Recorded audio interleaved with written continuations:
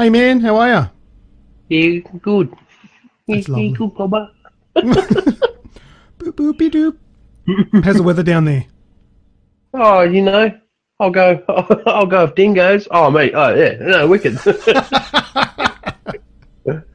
was pretty cool. Got some love for that. Hey, what was I gonna? The other day, it was about 9 o'clock in the morning. It was actually warmer in Tasmania where you are than it was here in Western Sydney.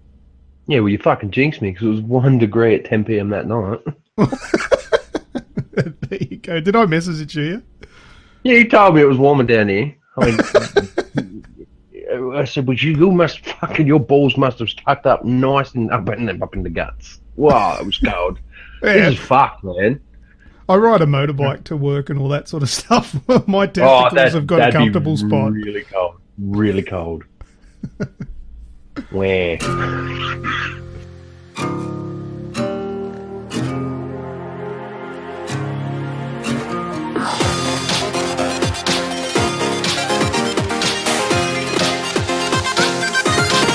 Press start.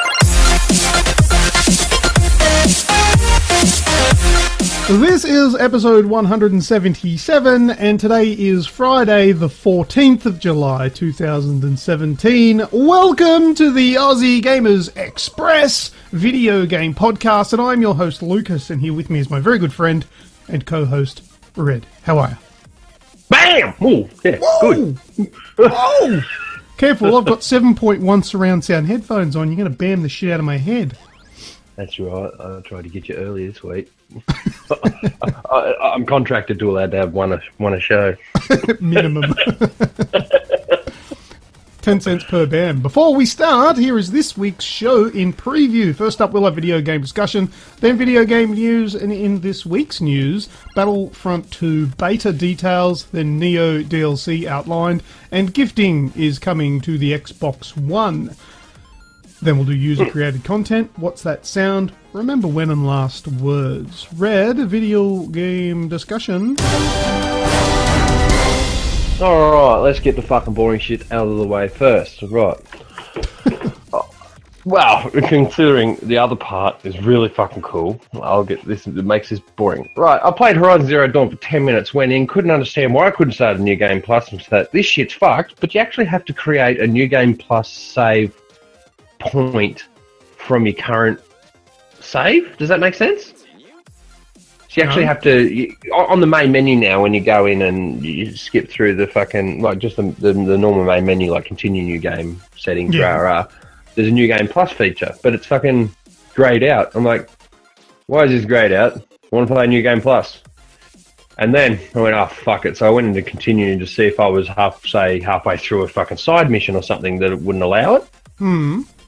But then when I got in there, I got a prompt telling me that I have to actually create a New Game Plus save file from my current game. So, yeah, if anyone's confused as to why that's not working, that is why. You have to actually access the game in order to create a New Game Plus, which is kind of like that in most games like your Dark Souls and whatnot. You have to actually initiate it, if you will. So do you from load your, up the game? Is that what you're save. saying? So go into the game? Yeah, and then create a New Game Plus state, if that makes sense, because you can still go back to your non-New Game Plus. Yeah? Right. So how do you do that when you're in the game? Is it in the menu or something? Start menu? Yeah. Yep. It's a two-step process. Yeah. Okay. Options X. That's weird, because normally games with New Game Plus that I've encountered, you finish the game, takes you back to the new menu, to the main menu, and you hit New Game, and there's an option for New Game Plus, and you just hit New Game Plus, and it makes a new save. The only reason behind this, and it's contradictory, I don't know, I just brought up Dark Souls, but that's probably one of the biggest games I play in New Game Plus, other than the most recent one would probably be Dying Light. Oh, even The Surge. I reckon it's so you can go into your original save, so your non-plus save, and play DLC. If you know what I mean. And there might be a certain part or a certain point in the campaign that you have to be in order to initiate the DLC, depending where it sits timeline-wise. like you were saying, the biggest game that you've played that has the New Game Plus being Dark Souls, for me it'd be The Last of Us, because that's got New Game Plus, but it creates a new save. So you can still go and load your normal game without... Yeah, where Souls won't. Oh, okay. That's the difference with those kind of games then. Different save structures, I guess. Yeah, and even the Surge, I wouldn't assume. Oh, mate, I don't know. It's just that those action RPG games, they auto-save very regularly to stop the reset scum. The Surge saves a plus once you've finished once you finish the game. Your save games turns into a plus. So yeah, you're right. Yeah. You can't go back. Yeah. So well, there you go. That's just a little piece of trivial information. I never really played it much, but there was something I learned, so I thought I'd pass that one on. I have also played a fair whack of Rainbow Six Siege. That's one of my stream games of the moment. Yes, I played that a little bit too. Couple of nights, I think. Yeah, I couldn't. I got an invitation to come play, and I couldn't come play. So the second best thing I could do was watch and make your bot sing for me. Sing? Oh, the chat bot thing. Push me, and then just touch me. You guys were having a field day with that. See, I didn't realise when I turned that on that it was going through the stream. Oh, yeah. You do now. It's a PlayStation feature. Like it's something you just set. Like it's an option in the streaming settings on the PlayStation. Oh, is it? Yeah. Oh, I thought it was something to do with because you stream through your computer, don't you? Well, sometimes I do, but that was me streaming through the Pro in the lounge room. That was was from the. There you go. When you from the console. Right? Yes. Yeah, that's bizarre. So whenever somebody types a message into the chat for Twitch, it will read the message out to me so I can keep playing and don't have to stop and look and read it. Yeah. But yeah, I'm probably going to turn that off because it can get a little bit annoying when you're trying to listen for footsteps and enemies and then the thing's talking to you. We went, shut up. That just said what we wrote. Quick. Write something else. First I was afraid. I was petrified.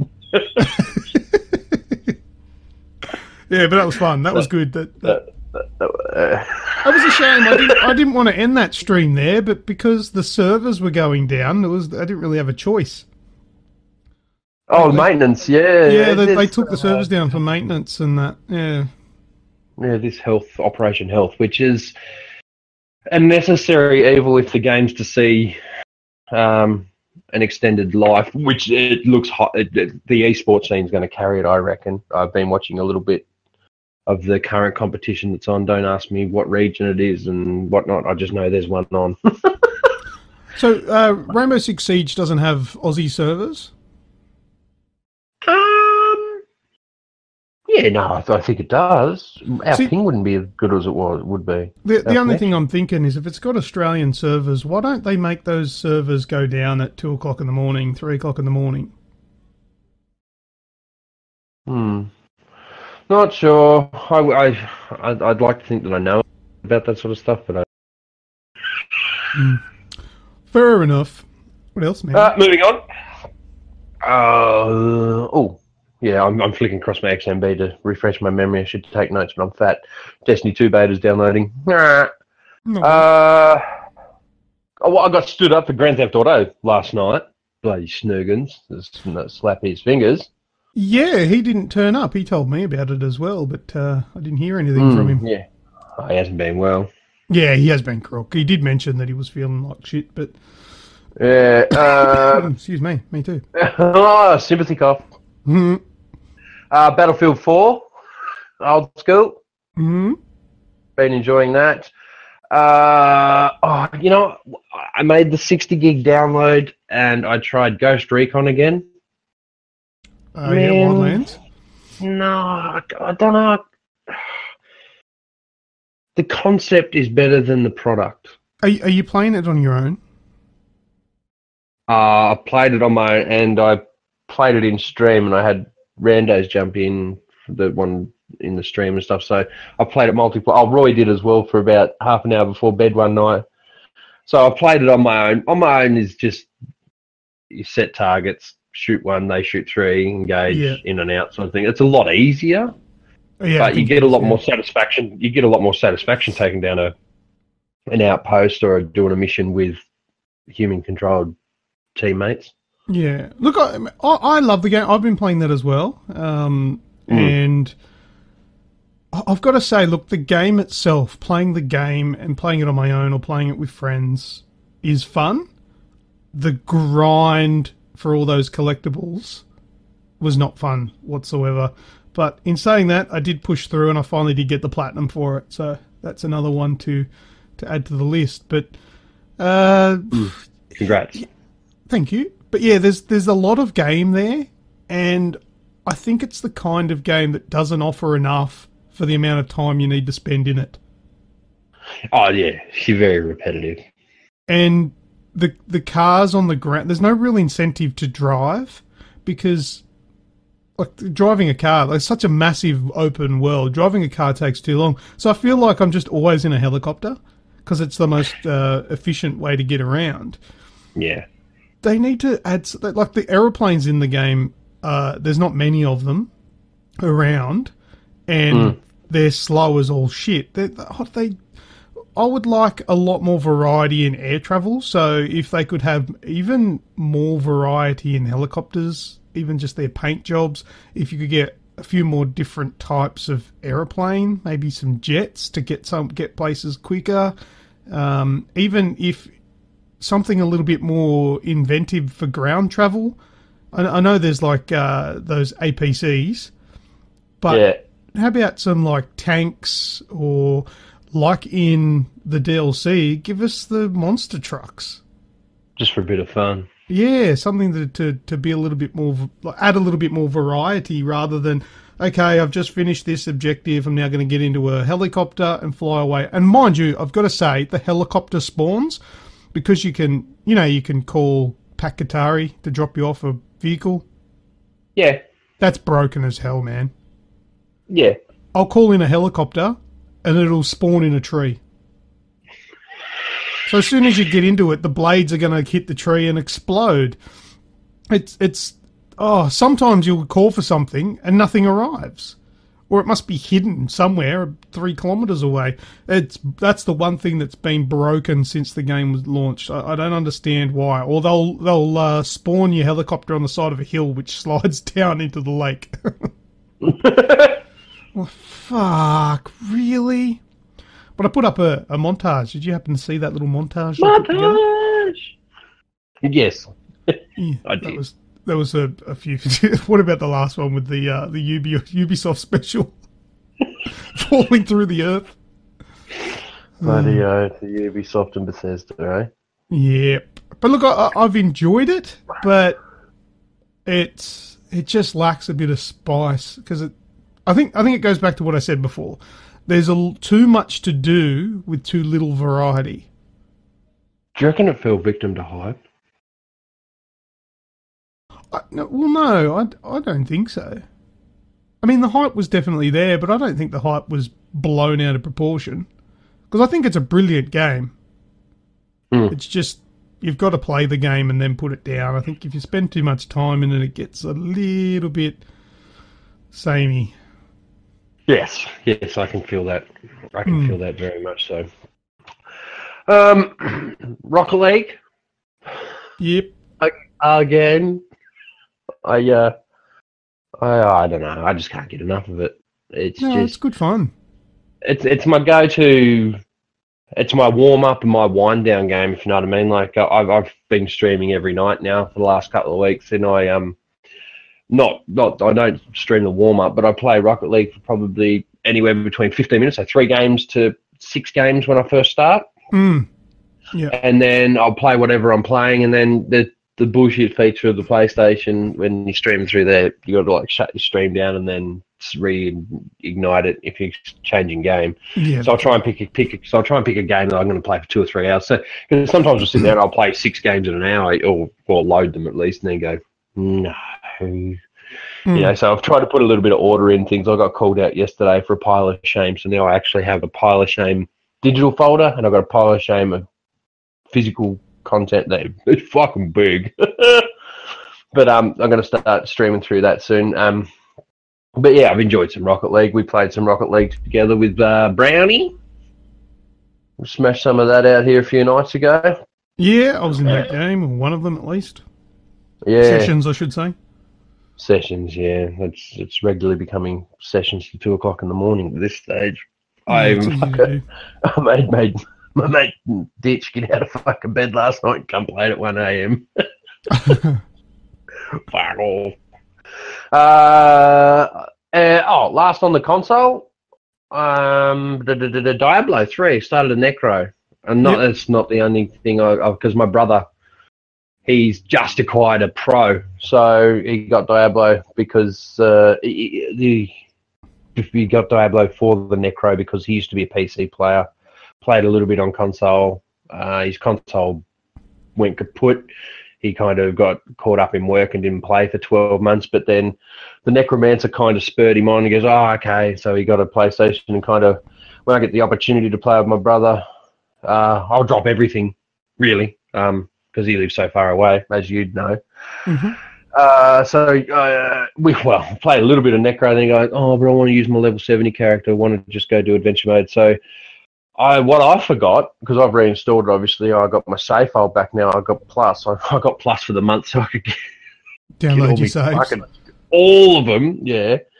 I've got 8 characters on there, and so I got 2 hardcore characters up around the 30s, and then I got 6 level 70s. So I've been grabbing each of the level 70s and going through this website that I found and just trying different builds because, yeah, I can make a build in an RPG game. It's a lot easier doing it from level 1, if you know what I mean. So you feel the small effects as you're progressing. Yeah. But when you jump straight back into a game and you got like 500 Paragon points and you're already max level, you can kind of get caught up in by going, oh, that seems really cool. Oh, that's a really big move. Oh, I can stun with that. But you're not actually putting your passives and your abilities all together at once. Yeah, not to complement each other. Yeah, so I've just been following a guide, and I've got a barbarian that just all he does is a spinning move, and he's absolutely invulnerable to nearly everything. How fun is this? There's a tank class, so the barbarian is the purebred tank of Diablo. He actually has no attack abilities. It's all add support. It's all support for the team. So if you're playing in a group of 4 and doing something really hard, you can actually have like a shout which brings down their fucking defense, and then you can buff your team with additional defense and offensive capabilities for 120 seconds, and then there's bring everyone into the central location. So you stomp the ground and it brings everyone in to have like the wizards' comets come flying down and everything like that. It's just all support. Yeah, there's a lot of good stuff like that because I've played that as well. The Necro, I think I've got him to level 40 something or 50. Yeah, I like the Necromancer. Oh, it's pretty good. Yeah, I agree. How mad! I lost my shit when I first realised that you could make the corpses explode. And find yourself just blowing the corpses up, even though there's nothing. Yeah, there's nothing there. It was a bit of OCD where I couldn't leave an area until all the corpses. You're cleaning up the battlefield as you walk through. Yeah, and then upgraded to the one where it rips the bones out of the dead corpses and throws them at the enemies like spears.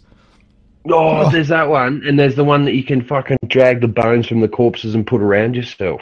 Oh yes, and you could use it as armor, and he's a beefed up beefcake character. Yeah, but that's not a timed thing like the Crusader and the because you can do that with the Crusader and the Barbarian. Like you can exponentialize and go double your size, but it's only timed.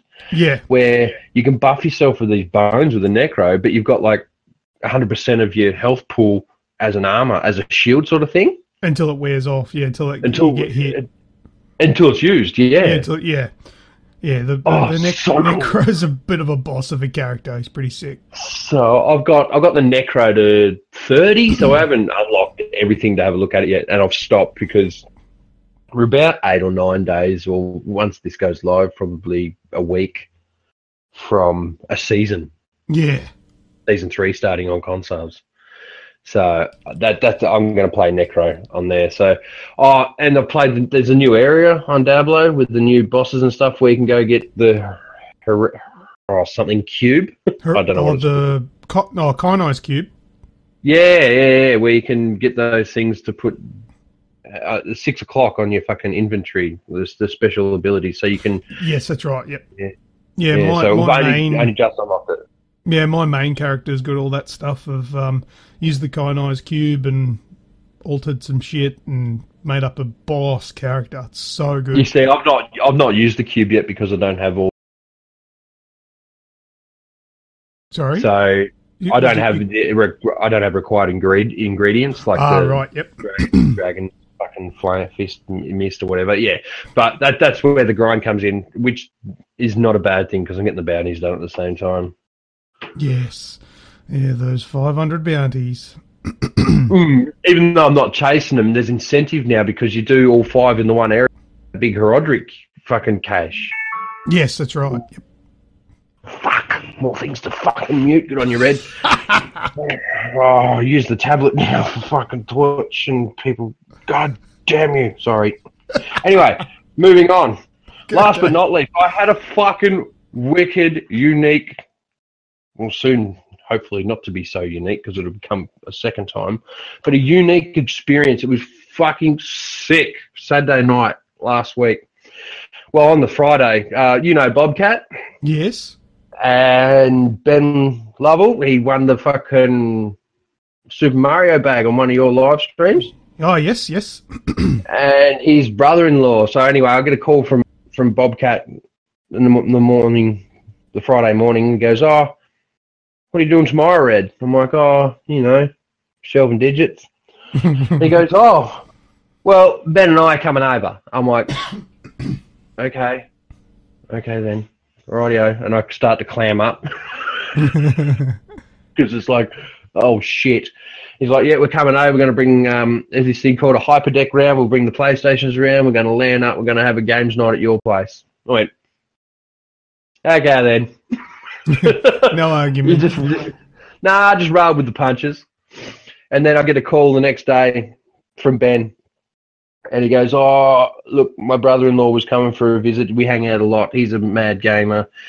He goes, from talking to you the handful of times that we've spent in chat parties and stuff, he goes, I understand what sort of bloke you are. That's why we insisted that we were just coming. We didn't give you the choice so you can pull out. And I went, yeah, fuck, I dig that. Fair enough. I appreciate you taking the initiative. And he goes, but my brother-in-law, can he come? I'm like, fuck, yeah, well, why not? Young bloke, just turned 18. So we're doing some good to be around some level-headed, mature people, but around decent gamers. Some adults. Some adults on a Saturday night, safe at my place, eating food, drinking coffee, playing games. So I said, yeah, no worries. The wife gave the all clear. She's all for me branching out and not being such a hermit, so there was never an issue there. I wasn't even asking permission. It was like, this is happening. She goes, yeah, excellent. So I went and got some party pies and dim sims and fucking made some savoury toast, got all nervous, and then they rocked up, and because this was the first time meeting Ben, I've actually met Robert professionally. Well, he was being professional, I was being a customer. And so that ice was already broken, so that was okay. And so we turned my little office into a fucking sauna. There was 3 monitors on my TV, 4 PlayStation 4s. This bag, man, he fucking lugged in. This bag had Ethernet, splitters, controls, sticks, screwdriver set to fucking fix controls. It had fucking dustbuster to get the dust out of the PlayStation, power cords. It had a fucking heavy duty, like a fucking work site fucking power board with Ethernet and fucking USBs and its own surge protector. Well, this thing was just shit. And then there was the crown jewel, this hyperdeck, this fucking big, like just the cabinet part of an arcade machine with the 2 sticks, the 6 buttons, the insert coin and the start buttons, the select and start buttons at the top. So there's 8 buttons per side. And the old arcade stick, and then it had just under 10,000 games on it. Oh, really? 10,000 fucking games on this motherfucker. And how much did you say they were? There's a Facebook page that they run out of South Australia. You can buy the model that Ben had for $425. Yeah. So search Hyperdeck in your Facebook page. That's not the name of the Facebook page, but that'll bring it. Hang on, I can do. Digital Hype is the name. Digital Hype is the name. Yes, that's the Facebook page. So support your local. Get over there and check it out. If these like the emulators / ROMs and everything like that, and it works on a Raspberry Pi system, so an SD card style operating system. I'll be sure for those listening who keen. I'll have shared this page on Aussie Gamers Express so you can see what it is we're talking about. These things are amazing, dude. Why are you telling me this? I know, right? You know I've got financial issues at the moment. How am I supposed to get this? Oh, sell a kid. I've got to buy her for one of mine. Oh, I've only got one. Can I get rid of maybe just an arm of hers or something? A wife? You can get another one of those. Oh, yeah. Yeah. I'll get rid of them both. If I get rid of them both, I can get a new wife and just have another kid. I'll tell you what. I spent more time flicking through the games. You could just flick left and right and it'd go from console to console, right? Every Pokemon game is on there up to the 3DS, so no 3DS, obviously. Every Final Fantasy game up to 6, every Wonder Boy, every fucking NBA Jam. There's like 6 different NBA Jam titles from the different consoles. We played... The Pro package has 30,000 games. Yeah, fuck yeah, it does, and it's interchangeable too. So you can set favourites lists, so you don't have to flick through everything. There's There's California games. We actually played and finished. Remember Turtles in Time? Yeah. It used to cost you like $60 just to beat Shredder. We fucking finished that. You know, we finished We played Mortal Kombat. We played Capcom versus Marvel. X-Men versus Street Fighter, which is different. X-Men, Marvel vs. Capcom 2. The Simpsons game. We used to be able to use your skateboard as Bart and do combo moves, and just so it's like Turtles in Time. Fatal Fury, Streets of Rage, and then I seen the Atari 2600. And there's probably 300 or 400 games for that. I played Cussler's Revenge. Oh, yes. I remember you saying something about it being, I think it might have been on your stream or something. I don't know. You were talking about it, saying why it was banned. It's a little bit rapey. Oh, lovely. You know what Cussler's Revenge is, don't you? No, I don't. I didn't get around to actually Googling it. Oh, General Cussler from when the Americans were fighting the Native Americans. Oh, okay. The game is a Native Indian, like an Indian lady, tied to a cactus, and you've got to dodge arrows with your big wang hanging out, and you go give her a couple, and then you dodge the arrows, and then every time you stick it in, you get a point. I'm looking at screens. Oh my god, that's terrible. It's fucking brilliant. Not the game, the fact that I was able to play a band game and go, oh, this is fucking sick. This is so naughty. So, I got the pricing here. Do you want to hear the pricing for them all? Oh, go hard, yeah. So the all-in-one, which I think was the 10,000 games one, if 10,000's enough for you, it's the minimum one, between $374 and $506. You'll be looking at for that one. Depending on your cabinet, yeah. Yeah, and then there's like a crystal version and all that. But then there's the Pro, which I think had the 30,000 games between $550 and $1,265. Yeah. Fucking totally worth it though. Stand up cabinet, but there's every Mario game's on there. It's fucked. So basically, what you've got, like if you go with the one that you were using, it's like a fighting stick deck, which has the games built into it, and you can plug it into a TV. Yes, HDMI through. Yep. It looks like you can plug in some Xbox 360 controllers too. Yep. Control, full control support. And you can plug it into Elgato. Yeah, well, there you go. If it is, what do you call it, HDMI, we won't have any issues with that. So these guys are in WA, did you say? South Australia. Oh, South Australia, sorry. They are. That's them there, Adelaide. Support your local. Wow. Lovely. That's fucking pretty cool. Yes, I agree. That does look absolutely lovely. And now I want one. Or two. Yeah, so do I. We reckon we can build one for $200. Well, they're not impossible to build. That's the thing. Yeah, you probably could. I don't know if I've got the know-how, but I reckon there's probably a YouTube video or two. Yeah, but yeah, brilliant, mate. I can't. Oh fuck, we played NBA Jam, Mortal Kombat 2, Virtual Fighter, 1942, Pac-Man, all the things we used to play in the fucking in the arcade, because it's got Neo Geo, it's got all the Nintendos, it's got all the Segas, it's got the arcade bus, Atari. So you could probably just download these on emulators on your PC, but the good thing about it is you could take this with you to your mate's house, and that's where it's at. Is the in the form of SD as well. if you because we were talking to Ben, because like the Turtles in Time, it has two different applications. It's got the 2-player one and the 4-player one. You know what I mean? So you can just launch either application, and it suits to what you have. You can put. You say the deck that we were using had 2 players. You can hook up another one and have 4 players. So that's right. Ben, if Ben's got one, I've got one, and we meet up, we can instantly play 4 players. Yeah, nice. Yeah, real good, good product there. So that's definitely the highlight of my gaming year. Yeah, that would have been Cutler's Revenge. Get it in Nice. All right. Anything else, Red? No, that's fucking. Oh yeah, one more. There's a new Sega game out for phones. Is there? Which one? Virtual Tennis. Oh, okay. Yes, I've got that, and I like that. 313 megabytes it was on the Android. Lovely. Cheers for that. All right, so that's you? That's you done? That's me. Yeah.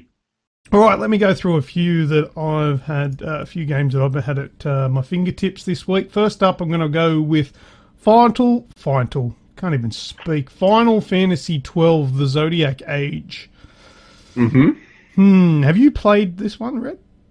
Oh, no, definitely not. No, it's very brand new.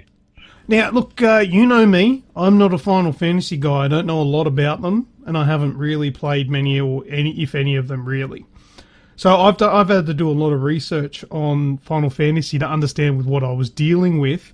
And from what I can tell around the internets is that Final Fantasy, albeit a decent entry, has got a lot of issues surrounding it, with people not liking it because it was a bit of a departure from the series.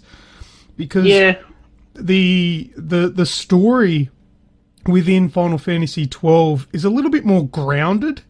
Whereas it's like 2 warring factions with a city court in the middle, and there's a couple of small heroes within that are trying to help out, right, to save the city and end the war. Whereas the previous games, Final Fantasy games, have been a little bit over the top with saving the goddamn galaxy. You know what I mean? There, flamboyant. Yeah. Whereas this one's a little bit more grounded in its sort of overarching story, and it apparently felt a little less like what Final Fantasy was all about. And there's a lot of stuff on the internet where people are saying that they're ignoring the fact that that's a Final Fantasy game, which is pretty harsh, because there's also a lot of love for Final Fantasy 12. Hence the fact that it's come out as a remaster. But yeah, I was gonna back you up there and say there's a lot of people that have spent more than 600 hours in Final Fantasy 12. Well, that's right, because its departure from the norm with Final Fantasy games is probably what makes Final Fantasy 12 so good, and that's because there's it's kind of like I think it was the first game in the series where you're in this kind of like semi-open world where all the enemies are all visible before you actually encounter them. Yes. So I have played Final Fantasy 7 a bit, and that was kind of like Pokemon, where you were running around, and it would be like doodle, doodle, doodle, doodle, and you'd go into a battle. So you don't actually see the enemies. They're not visible in the world that you're running in until the battle starts. Whereas in 12, you see the enemies. They're all around the world, so you can run it. You can avoid them if you wish. You can flee, or you can go into battle. And it's got like a semi-turn-based kind of combat, which I actually like. I'm not a massive fan of turn-based combat, but with that's 12, one of the most original aspects of Final Fantasy, if not a defining. Absolutely, I think it should always be a part of Final Fantasy. Yeah, but then Final Fantasy 15 was done so well. It was so fluent. But that's the thing, yeah. Like it's even Final Fantasy 15 still had an aspect of turn-based to it. Yes, it did, because you could actually stop time and make your decisions and then watch it play out. Yeah, so it's not, they haven't completely wiped its origins with 15, but with 12 you can run around and you get these lines. They're like, you can turn them off if you wish, but I quite liked them. They were like lines of action. So if there was a red line going between you and an enemy, that meant the enemy was like aiming you up to attack you. So you can try and move out of his range or dodge or what have you. If it was a blue line, that means that you're in range and you can attack and all that sort of stuff. And you can queue up attacks. So I can say, right, I want to do an attack. I want to use this special ability and then another attack. And then in order, as you get within range, you'll attack. But you've got you've got like a power bar or like a mana or something like that. Whereas if that's depleted, you might want to run away until that builds back up before coming back in for another melee or something. Yep. So the combat, although it is turn-based, there is a little bit of action to it where you're running around. You get to choose your enemy and you can dodge and all that sort of stuff. There's still a bit of control there rather than just pressing, that's what I want to do. Now, can you still chain and couple moves together? Yes. Yes, you can. Because that was newish as well in 12. Not unexplored mechanic, but one I felt was more polished, if you know what I mean. Yeah, it's something that's still a little bit beyond my understanding, but I do know it's there from the research that I've done, because there's a lot of information out there, because it's been around since, what was it, 2006, I think, and obviously there's been a lot of hype for 12. So as much as there's a lot of hate for it, there's even more love. And I've also gone back and had a look at some older videos to have a look at what the game looked like, because now it's obviously had the HD coat of paint and all that sort of stuff. But I don't know what it looked like before. Okay. I've looked at the old stuff to compare with the new stuff, and I tell you what, in playing such an old game on the PS4, fans will love it. Because I'm playing it, and the aesthetics, the look of the game, the colours, are enough for me to look at it and go, that looks nice. I like that. Although what it actually looks like is a new game made to look old, if that makes sense. It's like a retro look to it. Filter. But yeah, because it doesn't look bad. Like the graphics were good. The difference between then and now is that the jagged edges are gone. The colours are brighter. More pixels to play with. Yeah, and it looks great. They've done a real good job with all the characters. Mind you, the cutscenes, they've done fuck all too, but never needed to. You know how Final Fantasy always had super benchmark CGI. Front runners. Absolutely. When it came to their cutscenes, there was never any issues. It always looked beautiful, even back on the PS1. But yeah, so the actual remastered parts to it that make it look better looks great. I could spend so much time playing a game that looked like that with no issue. Something that I wasn't aware of was the new, they call it the Zodiac Age, and that's because of the Zodiac system in it, where you can there's a whole lot of bartering and all that. Like there's what would you call it? Like what's the word I want? Like a currency sort of thing. Like it's a commerce. No. Yeah, there's a bit of commerce involved with the using gil and all that sort of stuff. you can see I'm tripping on my words. It's a lot more advanced than I can possibly comprehend with the amount that I know about Final Fantasy. So that's all I'll say on that. But it's pretty in depth with all that sort of stuff. And also, did I make notes? I can't remember the name of this thing. There's a system in the game that nerds and programmers will love. It's kind of like an if-then system. I'll bring up the name for it in a sec. But basically what it'll be, because, you run around with a couple of AIs. Yeah.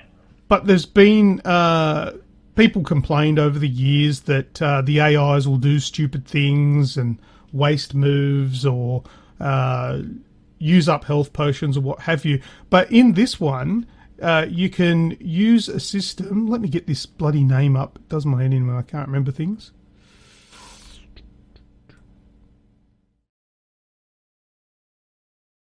The Gambit system, where you could go into your individual AI characters and you can select if character is health is less than 10%, then use potion. Now, look, when I was younger, I did computing studies and we did if-then sentences all the time because that's like coding. That's how you code programs. So, or you could do if character is attacking whatever enemy, use fire attack. So if there are enemies that are particularly susceptible to fire, you can set up a system to have your AIs use fire against those specific enemies and things like that. It's very, very in-depth. So, I mean, it's definitely a game that those that are keen on Final Fantasy and really do want to spend 300 to 500 hours in a game, Final Fantasy 12 remastered on the PlayStation 4 is a definite buy. But if you're a casual like me, that's too much. That's way too much to handle. and I won't enjoy it. That's the difference. Everything is there for the fans if they love it, and they will rip it to shreds and love it like a fucking family member. But it's definitely not a filthy casual game. Definitely not. Playing Rocket League. I think I finally found a Final Fantasy game I'm going to finish, and I went, "Whoa, I got that on camera." Yeah, no, that's not what I said. Don't take me out of context. I was careful with what I said. I said this might just be a Final Fantasy game that I finish. Yeah. Yeah, no. Didn't think so. No, you know what? I would actually like to, as long as it. Look, I'll keep playing it. I'll play it a little more. As long as I don't have to go that deep, though. That's the difference. That's why I haven't put out the review yet, because I want to see if I have to do it. You know, some games you have to grind to go further, so you got to love the grind. I want to see if I have to use all this shit, or if I can get away with, taking a small portion of the game to play it my way. That'll be a good tell. I highly assume you will be able to. If that is the case, then it still may well be, because it looks like it's got a really good story to it. I've read a lot of things on the internet that the biggest downfall was its main character, Vaan. People don't like him. I mean, because he's not Cloud. Well, yeah, probably, but I don't see anything terribly wrong with him. I mean, he kind of reminds me of Aladdin. Because he's young, he's broke, he steals to live. Like, he was stealing food in the early parts of the game, and he's got some abilities that may lead him to greatness. I feel like it's a bit of an Aladdin story, but I like the look of it. I like the look of the story. The cutscenes are cool. The game's definitely playable. But if I have to go to, like, if I struggle because I'm not using all of these things, then I won't keep going, because I don't want to play it like that. But if I can get away with playing it, I guess, using 10% of the game, because there's so much to explore, then I really do want to play this.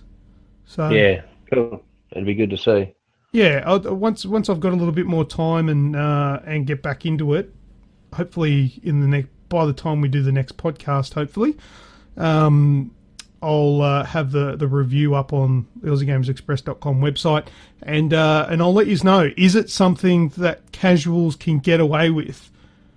And by casuals, I mean casuals to the Final Fantasy world, because obviously it's a fans game, but can newcomers just jump in and spend 30, 40 hours playing the game and be content, as opposed to 300-400? Yeah, that's the kind of time I don't really want to invest in any game. Yeah, so we've touched on it before. Any one game, anyway.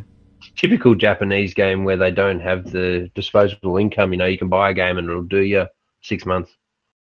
Yeah, that's the thing. If I was in a different world, these kind of games would be appealing, because if you didn't have very many games, it would be great to spend that much time in a game and have different things to do.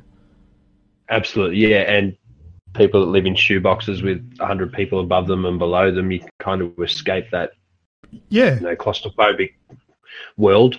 And I get that. I even feel claustrophobic in Sydney compared to where I am here. It's a little bit more closed up, I get the whole getting lost in it, yeah. Fair enough. But yeah, that's Final Fantasy 12. I played a bit of that. I got Rocket League on the list, but we talked about that. Had a couple of games with Brownie and yourself. We also last week, Red, got to mention The Surge. Remember I told you I finished The Surge and we had that conversation about the how to get that trophy, Brave New World? Yes. Yeah, I double-checked that, and you're right. The final level is like in the final level, the room is called Utopia Preparation Classified. That's the one with those two sons of bitches in it that you have to override. Yep. And that's the point there. So if you do override or overcharge that thing in there, that's the difference between the trophy. So if you're playing it the second time round, if you did do the overcharge on the wall, don't do it the second time, and you'll pop a different trophy. Yeah. Also, following up from last week's show, I mentioned that I was going to tweet Deck 13 after the show. You remember that? Yeah. I did, and Deck 13 replied. They replied in the form of a meme, and the meme was, that guy where it's I don't always such and such, but when I do, blah blah blah. Well, they replied with that, and it said, "We don't always do things on purpose, but when we do, it's all about tea time." Fuck's sake! Right, so that was really cool getting a reply back from Dick 13, because just a reminder as well for people that might not have caught on to last week's show, but I got teabagged by an NPC in The Surge. Once I died, and the camera still lingers around your dead body for a little bit before it reloads, and the bloody NPC came over and full teabagged me. It was like bobbing up and down. But yeah, so whether it because we wanted to find out if that was something that they programmed in. I asked them if they did it on purpose, but it was the 12-year-old intern. Yeah, probably. Son of a bitch. Next thing I've got on my list, I told you already, Ghost Recon Wildlands. I finally got the platinum for that. That was a grind and a half, but got it in the end. It was really hard to start off with, but once I got a little bit of a sort of roll on, yeah, got a roll on, knew exactly, like I could work out little the thing. I don't know. There was like a run that you could do to get the resources, and I worked out how the resources worked. It was a pain in the arse though, because if there was a resource that you needed across the other side of the map, if you fast travelled, that resource may change. Yep. Yeah, because it's random, whatever it'll be. So I had to actually travel there to go and get it rather than fast travel, so it didn't swap out the different types of resources that the trucks had or whatever. But anyway, got there, got it done. Cool. I played That's You. Have you tried that yet on the PS4? No, I've struggled to find one for let alone 3. But the thing is, play it with your kids. Get your kids and your missus in. It's a fun and can be family-friendly game. You tell good jokes, you do. Do you understand the concept of That's You? Oh, nah. Okay. The reason why I can see why you're probably laughing, because I know my missus and kid are bloody hopeless. There'd be no reason playing video games with them. But it's just a smartphone game. Like you play it on the PlayStation, but you all use your smartphones or tablets as controllers. You just download the That's You app. Yeah. And it'll start off. Like Jack in the Box. Yeah, like the Jackbox, yeah. So you'll like at the beginning, everyone takes a selfie, and it puts your photo up on the screen, and then partway through the game, like one of the questions might be, and it'll pop up one of the photos of one of the players, and it'll say, which one of these scenarios is this person likely to be found in? And it's like a voting thing. So you vote on your phone, and if everybody picks the same, you all get really good points. Or if two people pick the same, only those two get points. So it's a strange sort of fun social thing to play. It's really cool. Or it'll pop up, one of the questions will pop up, it'll say, right, here's a picture of player 3, draw on them and turn them into an astronaut. So you all got the picture up on your phones, and you use your finger to draw, like paint. Yeah. And then you vote for whose is best, and whoever gets the best gets points and stuff like that. It's a bit of fun. It's something you would do if you had people over and you were having a few drinks and you wanted to play a board game. You could play this instead. Or if you want to play something with your family or what have you. It even has a setting in the settings where you could turn off embarrassing questions. So the questions like, who's most likely to end up in a one-night stand at the end of the night? So you might want to turn that off if you're playing with your kids, sort of thing, you know? So it's got that. It's fun. It's got a platinum trophy. Oh wow! Yeah, it's a bit on for the trophy, but don't tell Nick. Yeah, oh, Nick will already have it. Yeah, stooge. Yeah, so I played that. That's a bit of fun. Give that a go. I went back to Uncharted 4. I was playing a bit. Oh, of yeah? that. So I finished it on Crushing, which also popped the hard trophy for me as well, playing it on hard. And I went back and did the sharpshooter trophy, finished the game with 70+% accuracy. Yep.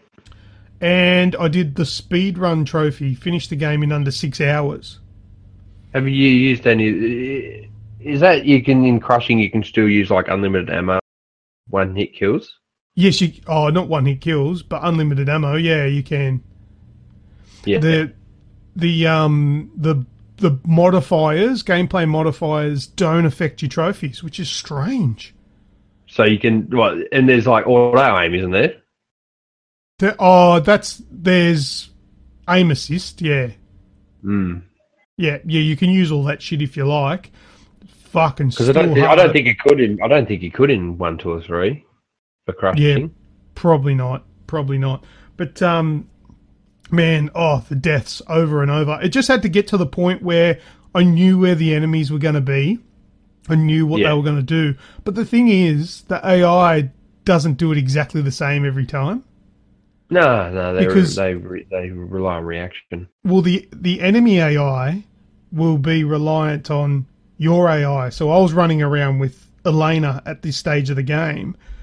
So she does random shit. So the enemies will do random shit too, which made it a little bit hard to predict, but I got there in the end. Man, the last boss, fighting Rafe. Oh, my God, that was really, really punishing. And it sucks because it's a quick time events, basically. But I found, because all you've got to do is you've got to press triangle for a left block and circle for a right block. But I found that if you just mash the shit out of them, you get the right one. You'll eventually get the right one. Like, I still died a few times, but geez, I did a lot better by just mashing both buttons. It was pretty funny. So, button masher was the winner there. Finishing the game under 6 hours, I completely stooged that one. Yeah. Start a new game. Hmm. As the opening sequence starts, save it, go back to the main menu, level select, go to a level, shoot an enemy once, get 100%, save the game, main menu, skip to the epilogue, finish the game. Oh, wow. It worked. Oh, no, it didn't work. It didn't work the first time. And then I thought, ooh, these bastards have patched it. Yeah. Delete. Like, no way. I deleted the game. Oh, you fucking stooge! I deleted the game, which obviously deletes the update. Took the disc out, put the disc back in. The game installed. Start the game without update. No more update, motherfucker. But the thing is, though... You and Nick can do anything for a fucking trophy. Scumbag fuck. Well, he's catching up to me platinum count. So you got to cheat to beat him? That's not cheating. Fuck off, it's not! It's not. Exploiting. Exploiting. It was there when the game first came out, so why can't I do it now? Oh my god. I reckon Telltale's cheating though. I fucking hammer him every time. Funny you mentioned that. Started playing Game of Thrones. Oh wow. That's like the fucking thing game, isn't it? PS Plus game? It's a PS Plus title, yeah. So I haven't played it yet, so I do want to play through that. I've already played the first episode, so I literally just played it just to get through it so I could play the second one. So yeah. I did absolutely nothing. I was on Reddit the whole time and YouTube playing episode 1, and I think there were 3 situations where I had to like physically watch the screen to otherwise you die. Oh, okay, yeah. The rest of the time the game just basically played itself out and my character just said nothing to every time it had the option to speak. So yeah, I managed to play through that without actually even playing it. And I'll get into... I might have done episode 2 as well, but I'll replay that one properly. But yeah, so playing that one. But yeah, look, getting trophies is fun. And I reckon I like stooging trophies too. I find that fun. Trying to beat the system. It's fun. It's good. It's really good to do the grind and do things the hard way and get them done. But I mean, with that one, that was the speed run. I can easily play that game on the easiest setting and finish it in under 6 hours. I could do that. But oh, yeah, definitely doable. Yeah, doable, but whatever. I just stooge it. Whatever. It took me 10 minutes.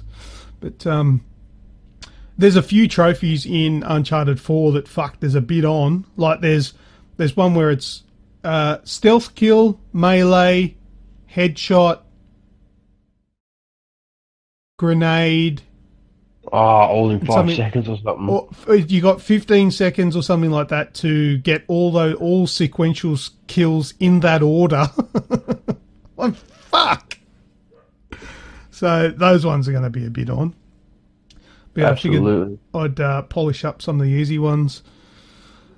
And another one I tried to do last night, but realised it was a little bit more in depth than it first looked at. Like at first thought was use all weapons in game. But yeah. I didn't realise it includes weapons that Drake technically doesn't have access to. So turrets. It also includes throwables like dynamites and what do you call them? Those little gas cylinders that you can pick up, throw and shoot. It includes those. There's also explodable drums and massive miniguns that the big boss enemies carry as well. You can pick up and use. So I haven't done all those. But yeah, that was about it. My time on Uncharted 4. That was good. PUBG. Played that. PlayerUnknown Battleground with Reprimir and Huntsman. which was Tyler from the Facebook page. Thank you very much, Tyler, for playing with us. That was awesome. That was good. We didn't get any winner chicken dinners yet, but we had fun doing it. That game looks fucking sick. It is sick, but I want to play it with a controller, man. Not far, not long now. I know, yeah. That's the main reason why I'll double get it on the Xbox, is because, like, I love the game, but I just fucking hate using keyboard and mouse. I'm so bad with it. I mean, not that I'm going to be a massive world beater using a controller, but I'm going to feel a little bit more at home, and I reckon I will perform a little bit better too. So I'm not too bad at stealth games. Feel a whole lot more comfortable. Yeah, and I mean, hopefully it runs a little bit better on the Xbox than it does on my PC, because it hopefully should be a little bit more optimized. Here's hoping, because it runs like a pig on PC, man. Like, it's a great game and all, but from the look at the way the game looks, it should do 60 frames easy. I chug, and I'm happy at 30 on medium settings. All right, yeah. Yeah, so it's just not optimized, you know. So hopefully it gets a little bit more optimized. It's using too much CPU, I think, the game, rather than the power from the GPU. Yep. But anyway, still a great game, real great game, total world by storm. But that's it. That's all I got, Red. Brilliant. Good mix. Yeah, there's a good mix of stuff in there. It's not cheating. It's not cheating. Oh, no, that's all right. As long as you're beating. What was that? As long as I'm beating Nick. Yeah, that don't bother me. Fuck that guy. Well, I've got 23 platinums. I think he's got about 17. Yeah, yeah. He was on to me for ages. I think he enjoys the competition and spurring people on. It gives you motivation, because he's going, so wrong having more platinums than you. I said, well, fucking delete all your shit ones. Delete all your fucking cheat ones, like life is fucking gay or strange or whatever it is. And Telltale's that. I challenge anyone to go and get the Terminator Salvation. Fuck that shit too. I think Nick tried. I think he gave up. Oh, he's given up on Mad Max, if that's fucking music to your ears. Did he say he gave up? Last night, yeah, he's lent the game to a mate. Oh, wow. He put so much time. He's put over 30 hours into one trophy. And faltered. And hasn't got it. Oh, poor bastard. He'll be burning. All right, but anyway, I do like the healthy competition too. It is good fun. We'll move on to video game news. All right, then.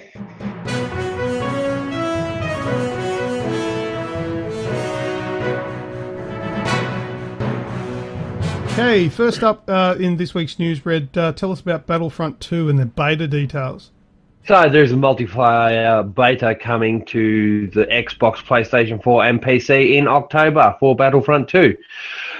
The beta will run from October 4 for those who have pre-ordered the game, and from October 6 for everyone else, and it will conclude on October 9. So open beta is good. So there's that shitty little incentive to pre-order, not unlike Destiny. But it's good. Yeah, give those dedicated fans, I guess, a couple of days to play, and then open it up to actually do the beta test, if you know what I mean. The 6th to the 9th, those 3 days, that's your beta test. The couple extra days to justify the pre-order, which, so be it. Look, we can't keep fighting a system that's just going to keep happening, so I can keep saying over and over again, don't pre-order, but it's still going to happen. I've done it. Well, we've done it for fucking Destiny, you see. You and I, we want to try and stay in front of everything as well, and not get secondhand information, and try and provide our own information straight up front. So these little things are a little bit more than just shitty incentives for us, but I still think it's a shitty incentive. But that's enough on that. So this beta will include 2 scenarios, so a glide assault on Naboo and a multiplayer starfighter assault, so boots to the ground and up in the air. The former plonks 40 players into the Separatist droid army or the Republic clones. That's pretty cool. Droids and clones on the ground. and then they'll dig it out in the streets of Theed on Naboo. There'll be 4 classes to choose from: Assault, Heavy, Officer, and Specialist. And, of course, there'll also be Heroes. And there'll also be prequel-era vehicles, which is pretty cool. I've seen a couple of... They're probably concept photos at the moment, not so much in-game footage, but there's some old-school vehicles there as well. EA gave fewer details about the multiplayer Starfighter Assault, so I don't reckon it'll be too much different to number 1. Except to say that it's going to be set during the original trilogy era, piloting an assortment of Star Wars' greatest ships in an objective-based multi-stage battle. So that's new. It's not just a dogfight like number 1. It sounds like it's a push and pull system, like take over a certain area of space and then move on, not unlike Battlefield 1's rush mode. So yeah, we look forward to receiving a few more details at Gamescom coming up soon. Cool. Are you going to get Battlefront 2? Yeah, probably. Yeah, it's got a campaign too, so a little bit more interested for that reason. Yeah, I'll be getting it. Fair call. What about yourself? No, probably not. Nah, fair enough. Nah. I'm not, well, the catch is here. My son probably will want it, so he'll probably eventually get it for his birthday or Christmas, so it'll always be there one day for me to try, but I'm not... It's definitely not a day one or purchase within the month of release for me anyway. I got a lot on my plate coming up. Yeah, but being an EA game as well, it's a little bit scary because you think it's probably a $160 game. Yeah. just wait to get it with a fucking year's supply of PS Plus. Yeah, that's it. Or get it for free on EA Access.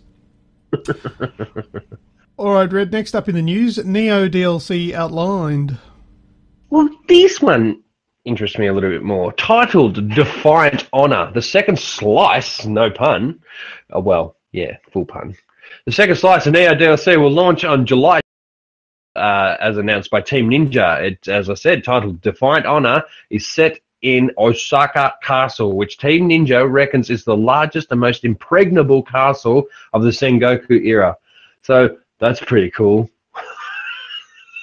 Just listen to the Sengoku, impregnable castle. Get me in it.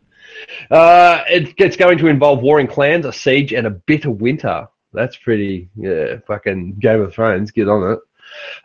It also includes new armor, yokai weapons, and also an added difficulty level because it wasn't fucking hard enough to start off with. So it's going to set you back about $10 American. So what's that? $74 Australian. But is included in the game season pass, which I'm privy to because I've got friends that do overtime.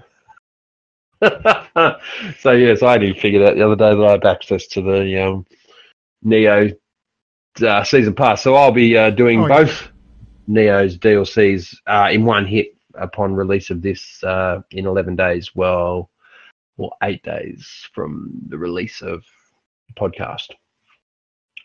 So, yeah, I'm looking forward to it. I'm about due to finish off some Nioh, so yeah. Good stuff. All right, Red, last up in the news, gifting to come to Xbox One. Yeah, well, you can now gift the 3 games that are on Xbox to your friends. Well, if I don't fucking want them, you can have them. So someone out there is going to have the complete collection of Xbox exclusives because all their mates are going to give them to them when they go to trade in the console to buy the PS4. Why is it taking so long for something like this to come to consoles? And like the PlayStation doesn't have it either. I don't know. It's a great idea. Yes, of course. You can do it on your phones. I know the iPhone does. You can gift apps. Yeah. You can gift things on Steam. Yeah. GOG, Origin, Humble Bundle, Battle.net. Absolutely. Everything does it. Why are the consoles so bloody lagging behind on this? I don't know. I have no idea. It's probably hacks, cheats, and thieves. You know, that's probably the only thing holding it back. I don't know whether... Well, you can't trust security on a console since the PlayStation 3 debacle, really, can you? No, I suppose that's a good point, though, because if someone hacks my account, they can gift themselves something. Yeah. And then there's whole lots of bloody buggerizing around where they've probably got a lot of set in stone things, countermeasures on the computer, server-based countermeasures. Anyway, Microsoft or the so Xbox this year, doing it. this looks to take place. Well, it's going to be announced. The industry boss reckon in August 22nd to 22nd to 26th is Gamescom, so we'll probably get an announcement there. But Mike Ybarra, the Xbox vice president, has tweeted saying, he's answered a tweet saying it's not far, so not far away. So it's one of the most requested things on the Xbox One requester feature page they've got. Yep. Yeah. So it's received almost 5,000 upvotes. So yeah, 3 parts of the Xbox gaming community has voted for it. Good on you, Red. Sorry. Yeah, so this kind of turned a little satirical. Wait for Gamescom for the announcement of gifting games on your Xbox. It's not as bad as I make it out to be. It's just I like having a laugh. I had a bit of a fucking controversial. I just went, fuck it. I've had this meme sitting around for ages, waiting for someone to get real salty on some page so I can just go wham with Xbox tears, and it just never came. So I posted it on my own page, and then I got a fucking reply from Deb, of all people, I hope you're listening, about this YouTube video about salty PlayStation owners tweeting this Mike Ybarra about how disappointed they are and just hate mail about the Xbox Scorpio. Right. But it was just a video full of fucking Xbox propaganda. It's hypocritical. Like, I understand now, I sound like a hypocrite to what I did probably, 3 years ago when I first started with you guys. I was a little more uneducated, a little less educated, if you will, and I've now respect and appreciate, and I've had my hands on a lot of diverse material now as opposed to back then. And of course I was passionate, and PlayStation 3 when I had fuck all money and I worked nights and it's all I had. PlayStation 2, PlayStation 3, PlayStation 1 through to 3, I was very passionate because I'd spent a lot of time with it. But the hypocrisy of this generation is fucking shit. I pulled piss, and a lot of the all the regular listeners and people that we talk to and everything like that and get along with, they understand I'm just a piss-taking fuck, where there's people out there, they really hate each other. Yeah, when it comes to the two consoles. Oh, fuck yeah. Hate each other. The things that they argue about are so trivial. Like, I've heard a lot of Xbox fans making comments about how the Xbox One X is coming to change things for the better for them, and PlayStation fanboys in the beginning, it was all about the power, but now that they don't have the power, that it's all about the games. And Xbox was all about the games before, and now it's about the power, and talking about, like, just going back on things now that they've got, like, Xbox has got a console that has got decent power in it, but it's just, like, mind-numbing garbage. It's like, well, there's a new console coming, like, that's great. If you want that, go and get it. It doesn't mean anything else more than that, really. But yeah, some people get so bent up about it and really take sides. Now, you and I could easily be accused of being PlayStation fanboys. You take the piss and make fun of Xbox all the time in jest. It's in fun. It's absolutely. But there are, and it's not an uneducated poke either. No, but there are people out there that speak like you from the heart and seriously will not touch a PlayStation controller, or vice versa, will never touch an Xbox controller. Like, fuck that, that's a piece of shit. And they're like, really, like, feel real strongly about it. Like, I've got 2 of each console. I've got 2 Xbox Ones and 2 PlayStation 4s. I'm happy to use them. It's just that I feel more comfortable on the PlayStation 4, that I use that more. And, to mind you, we get a lot of review games come through. They're all coming through on PlayStation. Yeah. So there's not much we can do about that. The thing is, and it's whether there's a mid-generation gap, Microsoft will never make up the gap. No, not this gen. No. The horse has run. That's why you're getting stuff on PlayStation, because you are speaking to 50 million more potential customers. Yeah. And that's right. Cold hard fact. That's fact. Oh, yes. I love it. I love it. Salty. But they're like, I'll send you this link so you can have a look later. You can watch the video. The bigger highlights are the people in the fucking comment section wishing cancer on newborns and go kill yourself, neck yourself. Stuff's rubbish. Wow, it's fucking vile, and these people mean it. These people mean it. It's fucking hilarious. We are twisted. I agree. All right, shall we move on? Yeah, yes. All right, let's do it. Let's go into user-created content.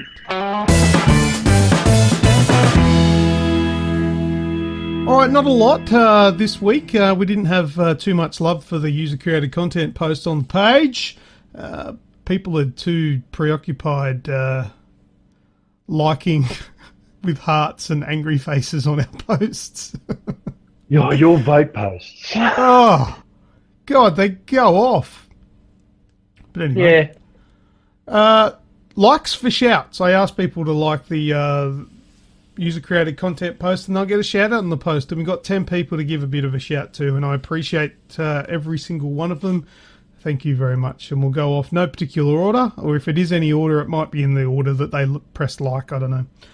First on the list, Aidan Stewart, then Rusky Big Muskie, Russell Biggerstaff, Adam Ryle, Mel and Woody, Nathan Mank, Martin Creamers, Nathan Starr, Matthew Wolford, James DeGraff, and Mitch James. I'm Mitch James, bitch!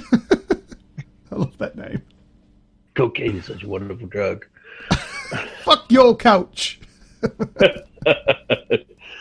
Oh, I almost said the N-word. Yeah, I truncated the end of that one. Yeah, because I'm like, no, there's a bit more there. Oh, yeah, because that's Chappelle. Yeah. He's allowed to. He's a daring girl. That's it. But yeah, so thank you to all of those that clicked the like button on the user-created content. Appreciate it. Let's hopefully we can get some actual comments and topics. Someone said, PUBG! I don't know what they want us to talk about PUBG. Shoot shit. Did you see that PUBG video? Actually, I think it only went up this morning. I put a PUBG video up on the Facebook page where there was 50 players that were all in cahoots that entered into a game, and they all just run around just doing different things. Like they did synchronized swimming. They all drove cars into the water together to see what would happen. They did where everyone stood in a line and all shot at one frying pan. So apparently 49 people shooting at a frying pan. It still protects. Yeah, and they did all a bunch of things, and it's actually really cool. Doom 49, I think they're called, is the people that made that video. If you check them out on YouTube, but the video is on our Facebook page if you want to check it out. Yeah, nice. I will. That Definitely. was really cool. But that's it. That's a short segment for user-created content. Thank you very much to all those people that I mentioned. You guys are all awesome legends. So we'll hopefully hear more from them next week. We'll move into What's That Sound?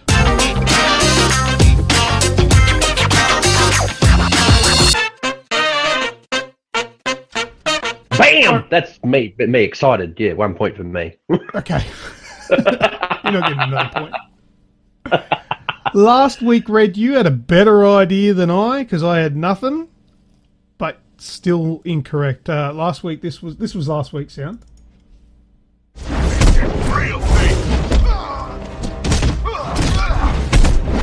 Oh, yeah. So that was actually from Batman Arkham Knight. Rippermere tells us it was the Red Hood fighting. That was that. I think it's because we spent so much fucking time doing that. Thanks, Jason. Yeah, that's right. What was his name? Not Raziel. Was it Raziel? Ra's al Ghul. No, not Ra's al Ghul. Oh. I don't know. No, it's. I think it starts with A. Something like that. Anyway, but that's what that sound was. Nobody got that one. Let's have a listen to this week's What's That Sound from Repremier.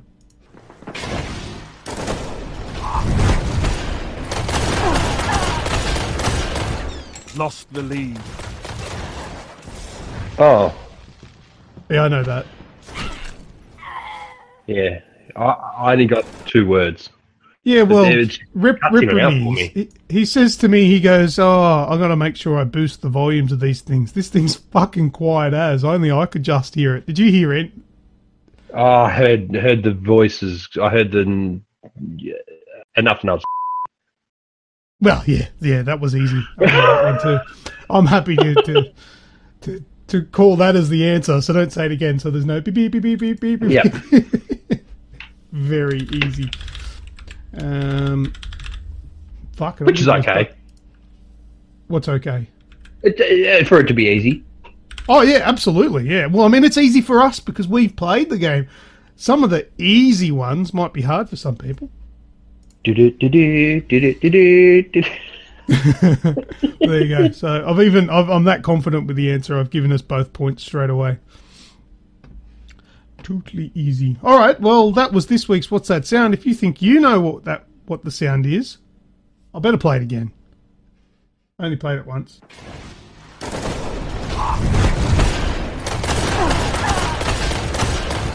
Lost the lead.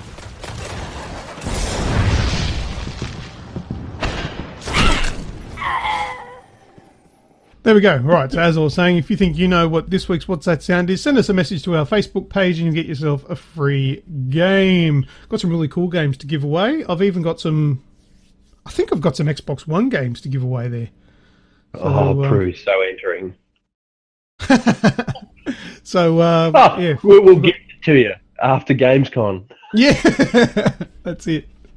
Why All right, that was What's That Sound, Red. Let's go into Remember When. Okay, I'm a bit of a scrub. I racked my brain. I've run out of ideas. It can be like that. Yeah, so I've just gone around and got some salty one-liners, and some salty and some not so salty. Let's all concentrate on the negative side of gaming for this episode of Aussie Gamers Express. Remember when Red used to say positive stuff like, bam.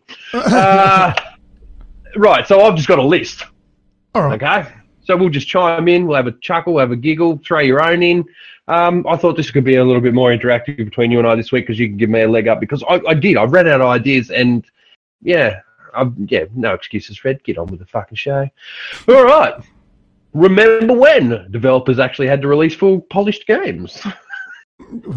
Only just, man. It was a long time ago now. Fucking wasn't it? I mean, that was because they had to, because there was no form of That's right. update. That's right. There was no choice, because remember when we didn't have online connection? Yeah, but that's it. And that in sort of a sense has spoilt developers because, they can pump out half-finished shit and fix it later. And then sell fucking full chapters of games as a standalone DLC. Yeah, I know, but that's the thing that can burn them as well, because you put out a game that's half finished or shit to fix it later, you've burnt your early supporters who've already traded the game in. That's right. No Man's Sky, unfortunately. Yeah, that's always going to be known as a No Man's Sky. Well, I think so, yeah. Actually, on that topic, I think No Man's Sky is getting some multiplayer soon. You there, Red? No, I lost you. Are you back? Hey. Yeah. Hello. Yeah, No Man's Sky is apparently getting some multiplayer. Oh, wow, yeah, it just takes 4,000 light actual living years to find each other in the galaxy. No, I think they're actually adding decent multiplayer to it now. Okay, do you remember when gameplay was more important than how realistic the graphics looked? Yep, back when we were younger, because graphics never really looked that good. Mind you, back then to us they did look good. No, that's right. I played games the other night. You know what I mean? Yes, you did. But that's still relevant for me. I do take gameplay. I mean, as much as I do love a pretty game, gameplay's got to be number one. You got to enjoy it. Mm. I don't give a fuck how good it looks. That's right. Do you remember when every game came with? Sorry, man, you cut out. When every game came with a what? Proper manual. Yes, they still come sometimes, but it's very rare these days, isn't it? Yeah, but they used to come in different languages. Yeah. They were the massive thick things. What about, like, I remember the old Mega Drive games would come with, like, a notes section in the back. Yeah, put your cheats in there. Did you ever use them? Fuck yes. Oh, Fatalities, Mortal Kombat, mate. No, I always added a little piece of paper. I could never bring myself to dirty the pages with a pen. Oh, yeah, OCD much. Yeah, my wife is like that. Nah, mate, fucking back, forward, down, left, block. I'm a dragon! And you probably got a little yay next to it. Yeah, no, I wrote all my fatalities down. Oh, fuck yeah. Yeah, Yep. I never had write the blood code Hey? down. I never had to write the blood code down. Still remember it. ABACABB. Hey, you fucking used to remind me of Ben the other night. He used to be able to, he ran off all the different codes. I remember the cheat codes. So, do you remember when we used to use cheat codes? We'll slide that in there. But as I said, LMAO, DN Clip, Duke Nukem Clip. There was always also one for Doom for clipping. ID God clip. mode. ID Clip. ID Clip. That's it. Yeah. Fucking Jesus. ID KFA. ID KFA. What was that for? I think that was All weapon and ammo. All weapons or God mode. Kill fucking everything. Kill fucking anything. I don't know. Let me have a look. I'm going to look it up. ID, see if it comes up. ID KFA. ID KFA Doom. Yeah. Hang on. Does it tell you? It stands for ID Kick Fucking Ass. Enter the code, gives player all keys, all weapons, and full ammunition. Yeah, so that's what that was. The all ammo. There's also a band called ID KFA, and it's the songs At Doomsgate, the Imp songs, Dark Halls. I've got something to listen to later. Give it a go. Fuck yes, I will. Full Doom remake album by a band called ID KFA, released last year. Do you remember when? No, but I will. They should start doing cheat codes like that at the start screens and stuff again. Just for silly stuff. Yeah. Oh, well, that brings me to this one. Do you remember when a bunch of games used to run into sound effects and background music sound tests in the options? That used to often be used for cheat codes as well. We talked about it. You talked about it on Sonic. On Sonic? You used to go do the sound, the background music and the sound test, and then it'd go all fucking warp. Wasn't that you talking about it? No, it doesn't sound like me.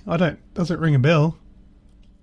And it was where was I watching it then? It was Easter egg. Was it Snoogan's talking about it? I don't know. One of you guys. Might have been.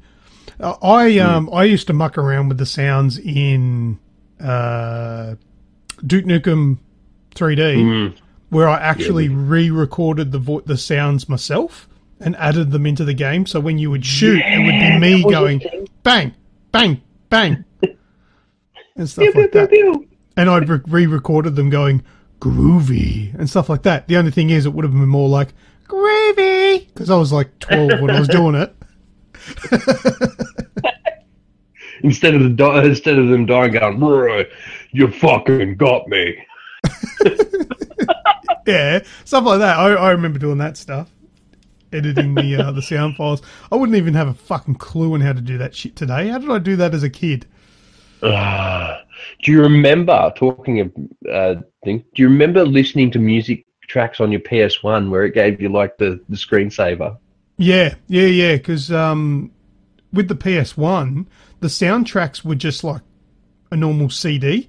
So you could put your game disc into a normal CD player and play into a computer. Yeah. And you could play the soundtrack from it. Yeah, absolutely. Yep. That was awesome. Yeah. And the PS1 was a CD player as well. Absolutely. Do you remember when Konami wasn't shit?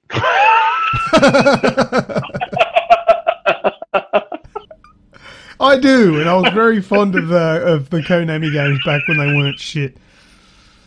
Do you remember when Star Wars had a campaign mode?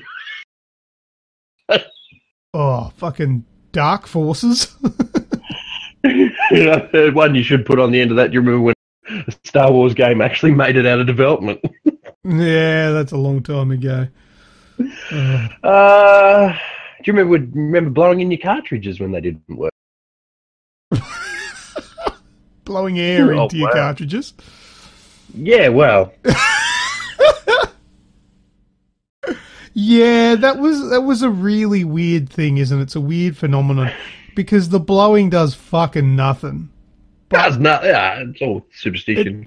Yeah, that's it. Like, because you think about it, would a single piece of dust on the connector really stop the connection from actually? It'd have to be. No, it's the process of pulling it out and putting it back in, really, isn't it? That's all it is. Yeah, but we thought blowing in it would clear something out, and it worked again, so it became a thing. And it fucking did. Yeah, but yeah, it did fuck all. Do you remember games without a memory card or a save spot? Well, like the original Sonic. Yeah, I was about to say, do you remember? Yeah, and Donkey Kong and Super Mario Brothers. So you remember learning from your mistakes as opposed to loading from an autosave? Yeah, that's right. Yeah, you ran out of lives. You were back to the beginning again.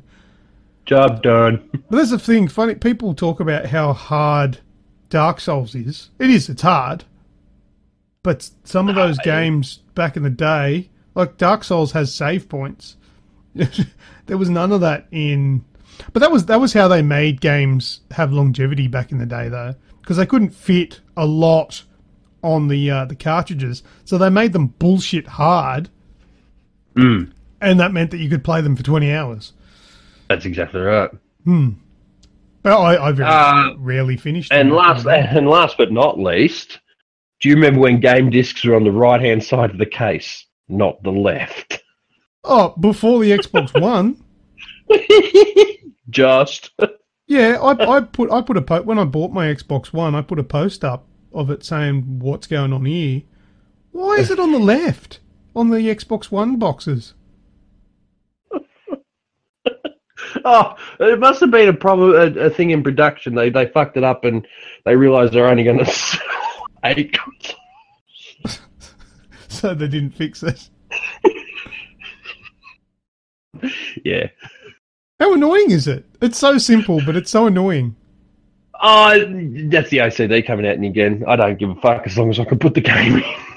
Oh, because I open it up and I'm like, there's no disc. Oh, it's on the other side. Well, what is this? This isn't the master of unlocking that I thought you were. But yeah, it's amazing how many people that actually annoys. I like it. Yeah, I don't like it. It's just it doesn't really matter because it's not very often I'm opening up an Xbox One game. That's exactly game right. box. It's not really relevant, but it gets you every time because you do once every. Yeah, that's right. It catches me off guard because it is a rare thing that I do, and when I do it, I'm like, fucking stupid thing. There you go. There's a montage of remember whens. It's a theme. Nice. Remember when is getting harder though, isn't it, to think of a topic? Yeah, it is, and because we first had the idea for the segment, I'm like, oh, remember when this, and remember when that, and remember when merchandise, and remember that, and then I'm like, remember when my socks didn't have holes in them? You know, it's like, what the fuck? Yeah, it's getting a stretch. Oh, we'll see what I come up with for next week. Yeah, good luck. I've used the multitask one. I've just eradicated like every half topic off the fucking board now. Yeah. Oh, wish me luck. All right, let's go into last words. Red.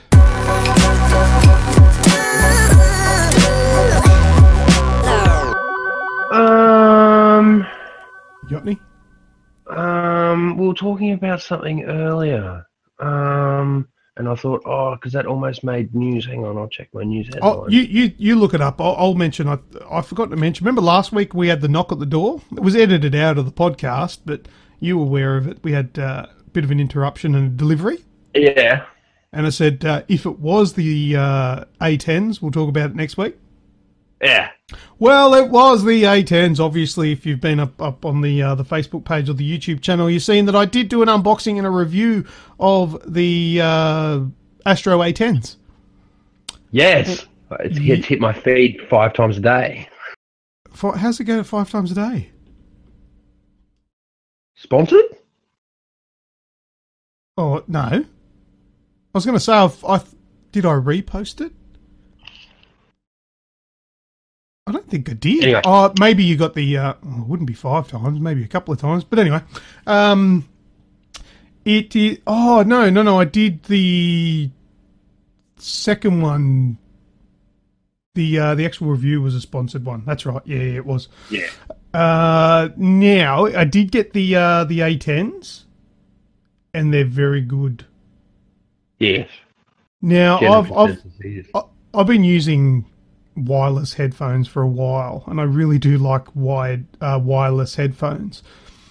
But because the biggest issue is a lot of people are like, oh, well, the controllers are wireless themselves. You're only tethered to the controller, not the console. Okay, that's good. That is true.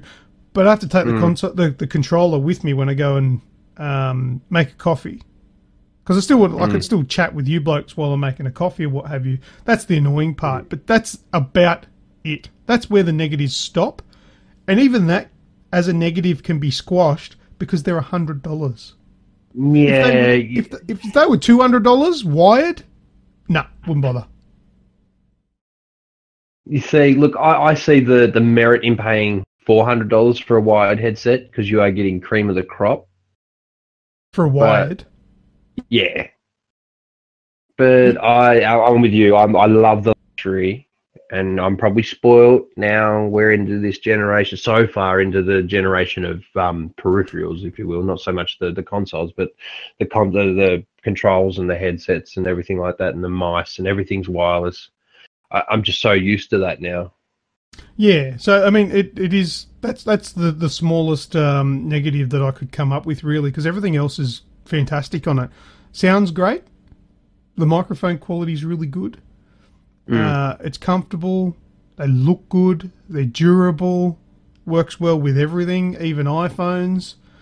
I'm aware. Yeah. Oh, that's the surprising thing. I was really expecting to plug it into the iPhone for it not to recognise the microphone. Because all headphones, except for ones made for iOS, they don't work. The headphones sound great, like you can use them for music, but the microphone won't. It won't register the microphone. So if you call someone using those headphones, it's actually using the microphone from the phone, but you can hear them through the headphones. But with the A10s, it actually does work using the microphone of the headset, which was something I wasn't expecting, which is really cool. And $100, that's really cheap for a pretty good, well-made set of headphones. I like them. I think they're really good. As you go. Yeah. You see, I'm in the boat where I'm soon going to be looking at a new set of headphones. So yeah, it's something definitely that will register because of the biggest thing is that's, yeah, they're good quality and they work and everything like that. And I've seen the reviews, multiple reviews, seen yours, and I've seen other people's and everything like that. And then the general consensus is it's fucking Astros for $100. You know? It is. Well, it's basically what I was talking to Nico the other day is take your Astro A50s and remove all of the special features, right?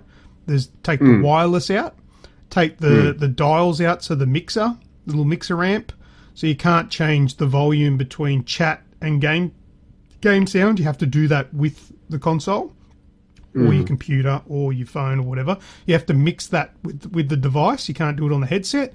and then take away all the other little fancy bits and pieces. The A50's got a directional mic. This is an omnidirectional mic, so you're going to get a little bit more sound from around the microphone rather than just the source, I guess. I've not been told. You've been in a chat with me. Do you hear a lot of ambient sound from me? No. I don't concentrate on it anyway. Yeah, that's what I mean. Like, see, I don't. Yeah, if you haven't noticed, I guess that's a good thing. Yeah. So you take away all of those things, and everything's exactly the same. They're the same speakers, same size speakers. I can't say exactly definitively that they're the exact same speakers from the A50s, but they're 40. They wouldn't be. they're 40 millimeter. Yeah. I think one's like a neodymium magnet or whatever it is, and the other is a different actual style, but they're the same size. Drivers, they call them. I don't know why they call them drivers. They're speakers, but it's all there, and all the tweaks basically a bit. Oh, and they've added a wire, so it's not wireless, but it still seems like it's got the quality, it's got the sound, it's got the microphone, and I like the where you just flip the boom mic up to mute it. That's pretty cool. Yes. No, very, very good. Very good. Yeah, see, that's the appeal is the price point. That's got to be the big one. Well, you got structural quality there. The only place where you will lose the difference, as you've maintained, that you lose the $300 difference is in quality and accessibility, i.e. buttons and knobs and amps and mixers. Yep, exactly. And it looks a little bit simpler as well. But I've got to say to you, though, for $100 you get the A10s, which are wired. For $130 you can get the Sony PlayStation headphones that are wireless and sound fantastic. They don't have a boom mic, but the microphone quality, you did the podcast for ages on them. You know, those blue and black ones? Yeah. They're a great set of headphones, which are compatible with everything as well. They come with a cable that you can plug them into Xbox or PC, but it's wireless for the PlayStation 4. Extra $30 for a wireless headphones, they're a really good bet too. They are really good headphones. They don't have Not the to play the durability. devil's advocate, though. That's it. They don't, and they've got shit hinges and shit plastic. Yeah, they will break in a short time. I've been through 4 sets in this household, and my cousins have been through 3 or 4. I've got that many cups and broken pieces here of those headphones that have been gathered. I'm confident in saying that $130 you're going to get a really good set of headphones from Sony, but you need to be ginger with them. You need to treat them like they're made of glass. Yeah, you do. And that, after the first 12 months. Look, don't get me wrong, I sound like I'm bagging them out, but I got fucking lots of quality use out of them, and they were 100% compatible with the PS3, just plug and play as well, so that was really cool. But they all broke. Everyone's that I know, your Weeksies, my cousins, my sons, they all broke in the same place. Yeah. But, the A10s will definitely stand up to a bit of abuse. They feel like they're real flexible and real strong. So, yeah, good stuff. I mean, time will tell. I'll keep using them and let you know over the course of time to see if they start to fall apart. But they seem like they're really strong. It's a hard thing to test, durability, when things are new. I mean, I've twisted them and bent them and all that sort of stuff, but, I mean, they're still brand new. That's not norm. Wear and tear. Yeah, I rate them. I think they're good. Check out the review on Facebook or YouTube if you want to check out what I thought of them. Yeah. All right. Did you find whatever it was you were going to mention? Yeah, it's an update. I've been sprouting lately. Gran Turismo Sport was likely to come out November this year to mirror its delayed date from last year. It actually now has a release date of October 17. Ah, yes, I did see that. Or 18 in Australia.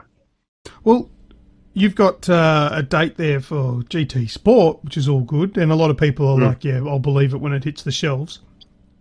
Something I was a bit disappointed about, Nino Kuni 2 was delayed until January the 19th next year. Okay, never played a Nino Kuni game. I liked Nino Kuni. I want Nino Kuni 2. Oh, okay. You know what it's about? You know what? No. It's basically like Pokemon, but not. Oh, okay. And the graphics are so cool. I was busy playing grown-up kid games like Final Fantasy. Rightio. Nah, heavy themes though. Yeah, I've heard.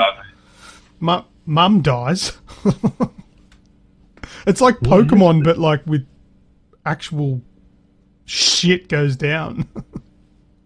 Wow. Yeah, good game. But yeah, anyway, Nino Kuni 2's delayed. Yeah. But and we are in the age of delays. Hashtag fuck Crash Bandicoot Insane Trilogy. Did you try it? Tried it. Not enough of it to make game talk, but enough of it to go, fuck that. Yeah. No, I haven't played it. I don't really want to. Leave the good memories in the 90s. Yeah, that's the thing. Sometimes nostalgia can be ruined. It will be with this. It's sickeningly frustrating. Oh, there we go. Just got an official media alert from Sony. Gran Turismo Sport will be launching on the 18th of October 2017 in Australia, exclusively on the PlayStation 4. Right. Blah, blah, blah, blah, blah. Between now and the launch, fans can expect to hear a lot more from the GT team as the studio unveils more information on the many features included in Gran Turismo Sport, including the campaign mode, various creative tools, as well as full reveal on all the cars and the tracks players can look forward to racing on launch day. There you go. There you go. All right, sweet as. We'll keep you up to date when more stuff drops. But that's basically all we've got, Red, unless you've got anything else? I'm done. You're done? Fantastic. Thank you very much to everybody that's listening. Thank you very much, Red, for coming and joining me on the podcast here. And until next week, I will and always will be Lucas. I'm still contemplating it, but for now I'm Red. That's it. We are finished for another week. We are packing up our bat and ball and we're going home. If you're keen for more content before the next show, then head over to the Aussie Gamers Express Facebook page and give us a like. And check out our website at www.aussiegamersexpress.com. We are also on Twitter, YouTube, Instagram, and every other social network that you can think of. Except that weird one that no one uses. You know the one. This podcast is also available on iTunes, Stitcher, and TuneIn Radio. See you all next time on the Aussie Gamers Express Video Game Podcast.